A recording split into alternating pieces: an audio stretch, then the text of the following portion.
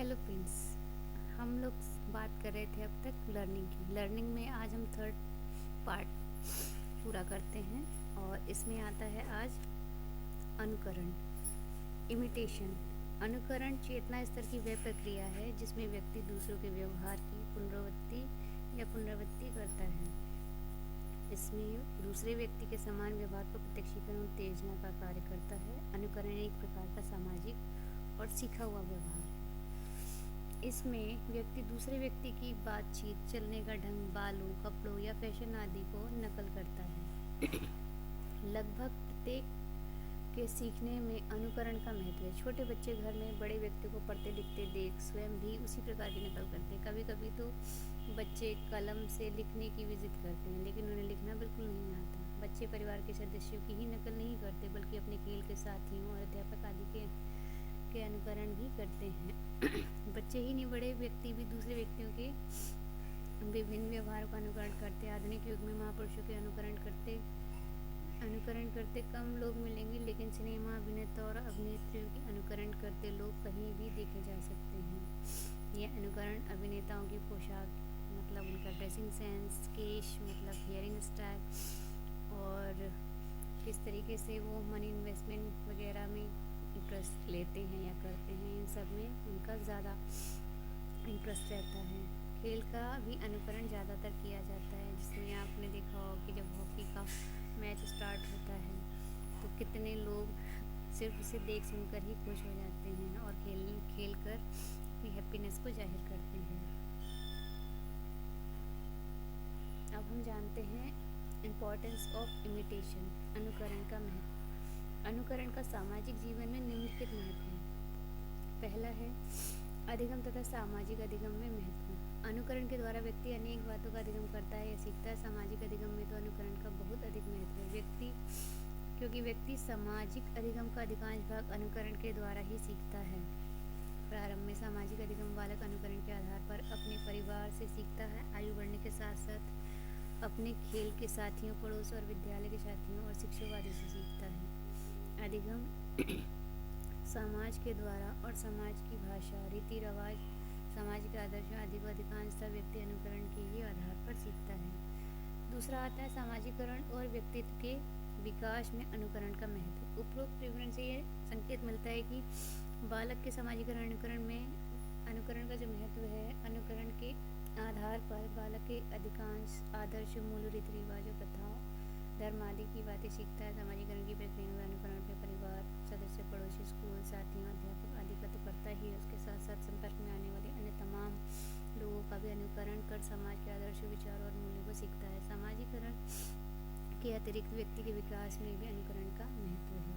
कुछ मनोवैज्ञानिकों के अनुसार अनुकरण व्यक्तित्व के विकास के लिए एक सीढ़ी है। अनुकरण के द्वारा हम दूसरे से जो विचार, मूल्य, आदर्श और आदतें सीखते हैं, वह हमारे व्यक्तित्व का अंग है। व्यक्तित्व का विकास उनके सीखने पर निर्भर करता है। थर्ड टाइप आता है इसमें व्यक्तिगत इच्छाओं की पूर्ति में सहायक। अनुकरण के द्वारा व्यक्ति इच्छाओं की पूर्ति भी संभव है। इसके द्वारा व्यक्ति विभिन्न प्रकार के व्यवहारों को सीखने, अपनी इच्छाओं की पूर्ति कर सकता है। सफलतापूर्वक अनुकरण के आधार पर वह कुशल खिलाड़ी, मित्र या कुछ भी बन सकता है। चौथा पॉइंट आता है इसमें सामाजिक संगठन में सहायता या सामाजिक संगठन में सहायक। अनुकरण के द्वारा व्यक्ति समाज में तमाम रीति रिवाजों, आदर्श, मूल्य आदि को सीखता है। इसी प्रक्रिया में वह समाज की एकता और संगठन बनाए रखने का भी मूल्य सीख जाता है। पांचवा पॉइंट आता है इसमें सामाजिक प्रगति में सहायक। अनुकरण समाज की प्रगति का एक महत्वपूर्ण कारक है। सामाजिक प्राणी के रूप में व्यक्ति समाज के महान व्यक्ति का अनुकरण करता है, वह भी महान बन सकता है और इस प्रकार से प्राप्त प्रतिष्ठा और स्तर की सहायता से वह अपने स्तर को उन्नत बना सकता है। अनुकरण के आधार पर यदि व्यक्ति एक दूसरे के प्रगतिशील विचारों, आविष्कारों को अपनाकर इनका प्रयोग अपने समाज के उन्नति में कर सकता है, वह अपने समूह के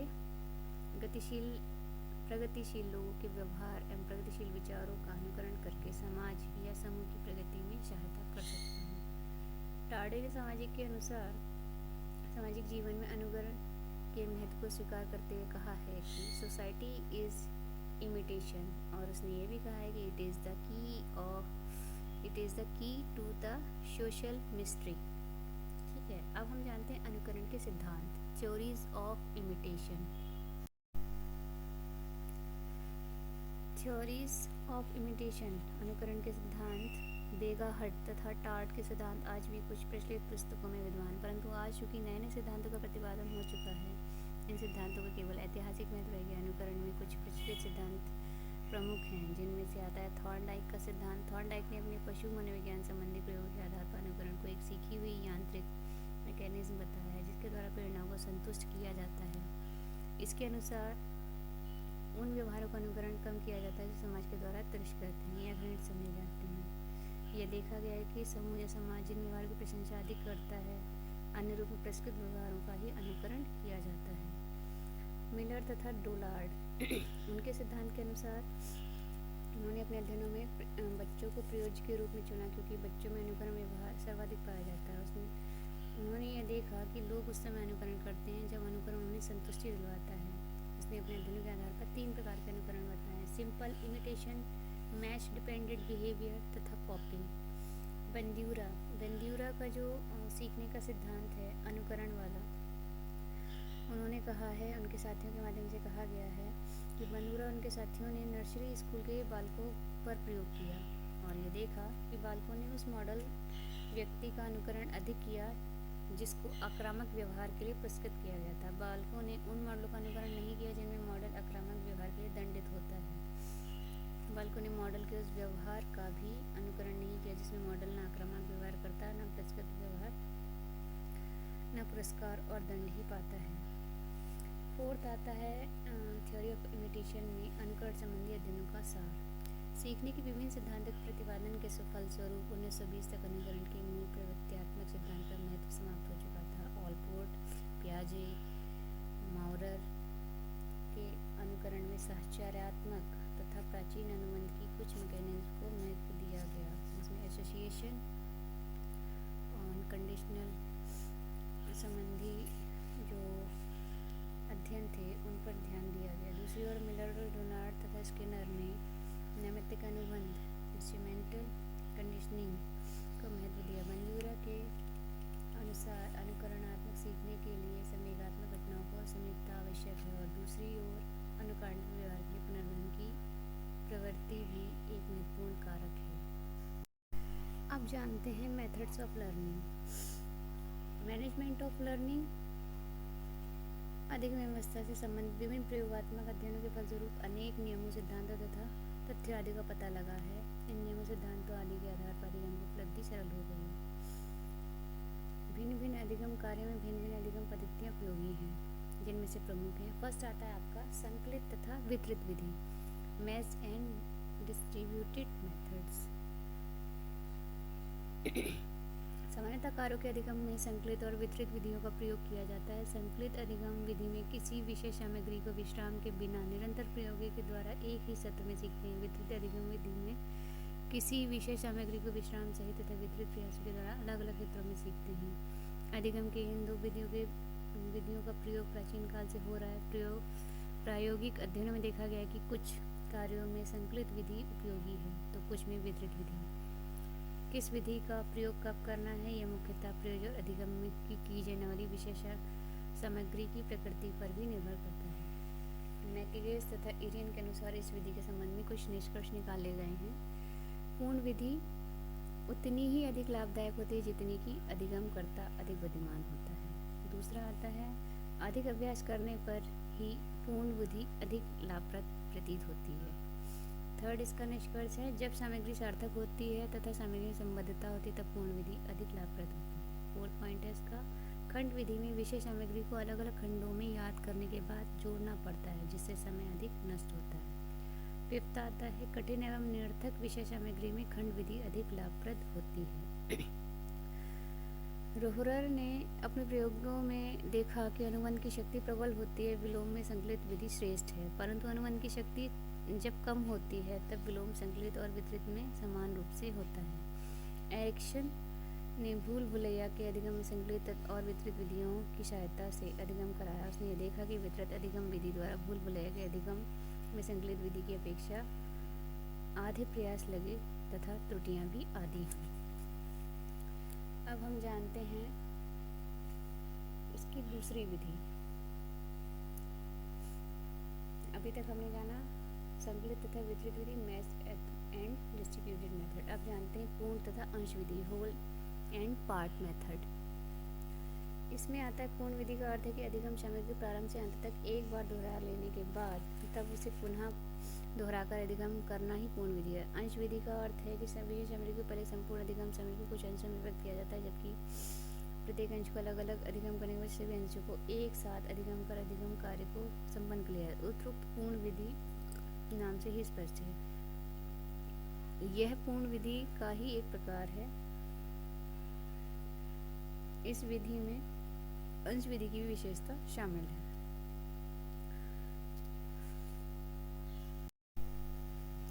इस विधि में संपूर्ण सामग्री को पहले विभिन्न अंशों में विभक्त कर दिया जाता है, फिर एक अंश का अधिगम किया जाता है, पुनः पहले और दूसरे अधिगम को, फिर इन दोनों अंशों के साथ तीसरे अंश का अधिगम किया जाता है। यदि अधिगम सामग्री या लर्निंग जो मटेरियल है अधिक है तो निश्चय ही इस प्रकार के क्रम को उत्तरोत्तर बढ़ाते चले जाते हैं और संपूर्ण कंप्लीट जो लर्निंग है वो सामग्री के आधार पर अधिगम कर लेते हैं। लॉर्ड्स के अनुसार विभाजित विधि अधिक प्रभावशाली होती है, क्योंकि इस विधि द्वारा अभ्यास करने में कार्य से पुनर्लाभ का सिद्धांत कार्य करता है। इस सिद्धांत के अनुसार बोर्न और आर्चर के अनुसार जब प्रयोग किसी विशेष सामग्री का अधिगम रुक रुक कर करता है तो उसे इस प्रकार के रुकने से विश्राम मिलता है। विश्राम से कार्य करने की क्षमता बढ़ती है। अधिगम करते समय विभिन्न स्नायुविक परिवर्तन होते हैं, उनके स्थायी होने के लिए एकीकरण की आवश्यकता होती है। एकीकरण तभी हो सकता है जबकि एकीकरण के लिए समय मिले। विभाजित अभ्यास विधि में एकीकरण के लिए समय मिल जाता है, क्योंकि इसमें प्रयोज्य रुक रुक कर किसी विशेष सामग्री को सीखता है। यही एकीकरण का सिद्धांत है।